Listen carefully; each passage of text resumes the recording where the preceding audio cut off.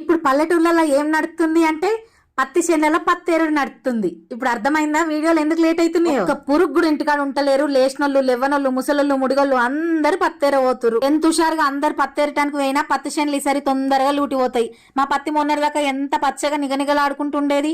ఈ మధ్యన చెడగొట్టు వానలు పడుట్లా ఆకంతా రాలిపోయి రోగం వచ్చి చెట్టు అంతా ఎండిపోయినట్టు అయింది. ఈ వానలతోటి చెట్టు మీద ఉన్న పత్తికే మొలకొచ్చింది. బుగ్గ కూడా కర్రెగాయి కాయలు పలికాయ ఒలిసినట్టు ఒలుసుడైతుంది.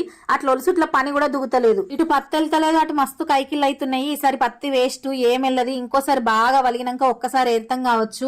లాగోళ్ళ మందం కూడా వెళ్ళేటట్టు లేదు. ఈసారి పత్తి మంచిగుంది, మస్తు పత్తి వెళ్తుంది అని ఆశ పెట్టుకున్నాం గానీ మా ఆశ అంతా వేస్టే. వానాకాలంలో వానలు పడక అప్పుడు వరేతలు వెనుకకు పడ్డాయి. ఇప్పుడు వెనుకకు పడ్డ వానలతోటి పత్తి ఖరాబ్ అవుతుంది. రైతులు ఎప్పుడు మునుగుతారో తెలియదు, ఎప్పుడు తేలుతారో తెలియదు. 10 సార్ల పంట పాడై ఒక్కసారి మంచిగా పడినా కూడా ఎంతో సంతోషపడతాం. ఇటువంటి ఎన్ని ప్రకృతి విపత్తులు వచ్చినా, ఎన్ని రోగాలు వచ్చినా నష్టపోతామని తెలిసినా కూడా వ్యవసాయం చేసే వాళ్ళే రైతులు.